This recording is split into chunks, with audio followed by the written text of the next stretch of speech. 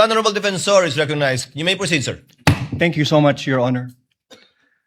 Honorable Senator Judges, noong 22 ng Hunyo 2026, nagulat at nagdalamhati ang buong bansa sa pamamaril sa Honor. isang paaralan. Sorry, excuse me. Your Honor, may I be allowed to I- finish my manifestation? don't I will think- not disrespect and interrupt the defense Yes, counsel yes, but before once he that- has started. This is no disrespect, sir. Counsel for respondent is recognized. Thank you, Your Honor. Your Honor, this is improper. The improper for trial. Manifestation. This is not a manifestation proper for court procedure. This is instead them telling a story, which is not allowed. This is not allowed by any rule in any court. So what, May I be allowed what is to reply? proper is that they present their first witness, and We we will are be ready. presenting our witness, Your Honor. However, please allow us to freely advocate our position. That's why, Your Honor, including we the are defense objecting. when it's their turn. We will not Counsel object to the respondent, same. kindly let him finish. Thank you, Your Honor. Thank to you so respond much, to you. Your Honor. To respond to you. Yes, you were saying. Thank you, Honorable Honorable Defensor. Senator Judges. Noong ikadalawampu No, no, no. dalawa ng Honorable Hunyo- Defensor, kindly finish your reply to the Thank you, Your objection Honor. of I will counsel proceed. for respondent. allow us to freely advocate our positions through the proper and respectful discourse. This is not prohibited under the rules. In fact, the court has declared that yesterday, the rules will not comply with the strict procedures of a judicial proceeding. Each article is a separate complaint, and it would be the proper guidance for the senator judges, lalo na po sa ating mga kapwa Pilipino na nanonood, para mas lalo nilang maunawaan ang ipipresenta naming ebidensya. The impeachment is a sui generis. Sui generis dahil kakaiba ito, hindi ito judicial, administrative, o civil o criminal proceeding. Hayaan niyo po kaming magbigyan ng 5 minuto para mailatag namin kung paano namin maipresenta at ang basihan namin sa pagpresenta ng aming ebidensya. Your Honor, may I respond? The presiding officer should rule. Although indeed we will interpret the rules liberally, and although indeed this is a sui generis proceeding, neither will we allow any dilatory moves and/or tactics, and I will bind and hold you to your 5 minutes, Honorable Defensor. Absolutely, And we Your will Honor. clock it. Your Honor, we will may- afford the same opportunity to the counsel for respondents when their turn arrives. Thank you, Your Honor. May I proceed, Your Honor? You may proceed. Honorable Senator Judges, noong ika-22 ng Hunyo 2026, nagulat at nagdalamhati ang buong bansa sa pamamaril sa isang paaralan sa Tacloban City na ikinasawi ng 3 batang mag-aaral at ikinasugat ng marami pang iba. Ang mga salarin, mga minor de edad, sa kabila ng kanilang murang edad, agad na pumilos ang mga otoridad upang ipatubad ang mga umiiral na batas. Ang mensahe ay malinaw. Ang pagpigiging bata ay hindi nangangahulugang walang pananagutan. Ang pananagutan ay umiiral, pagamat iba ang paraan ng pagpapatupad nito sa ilalim ng batas.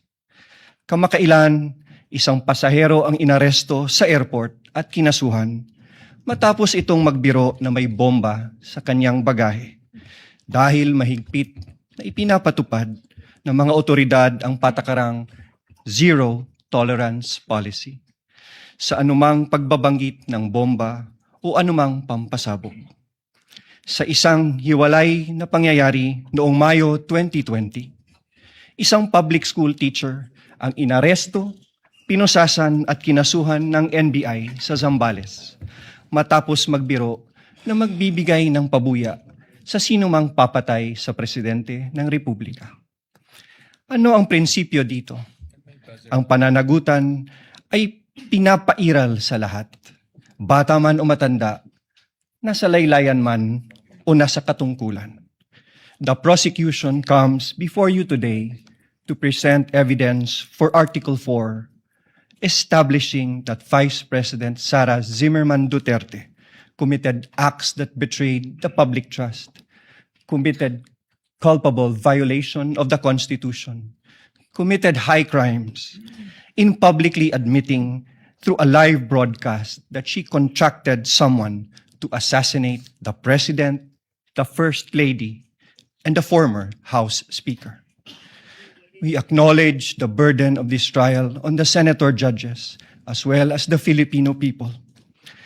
But it is a duty that we must discharge together, lest the public come to believe that threatening public officials and fostering a culture of impunity are conduct that may be tolerated or condoned, especially coming from the second highest official of the land.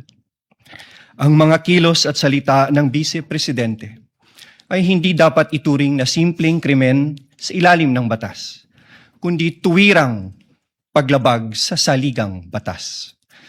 Kaya ang paglilitis na ito ay mahalagang mekanismong itinakda upang tiyakin na ang kapangyarihan ay laging may kaakibat na pananagutan.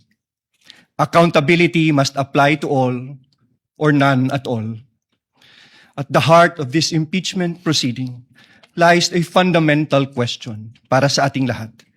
Can we continue to entrust one of the highest constitutional offices to a public official who, on multiple occasions, purposely and willfully and repeatedly resorted to threats of violence against the very institutions that she swore to uphold and protect?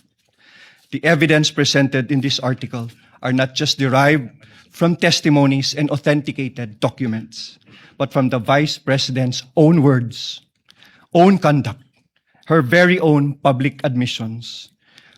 Her words were neither accidental nor taken out of context.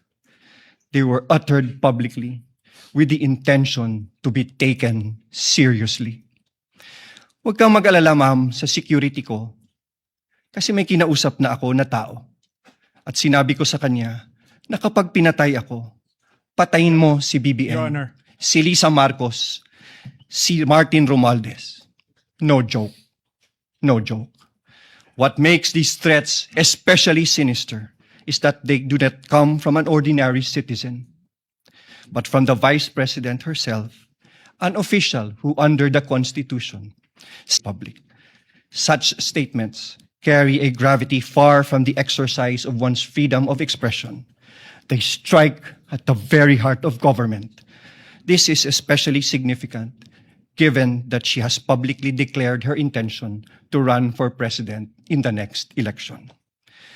What values do we expect from those who occupy the highest office in the land?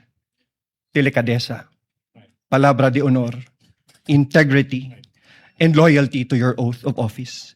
These are not outdated ideals. They are the foundations of honorable public office. Maraming salamat po, Your Honors.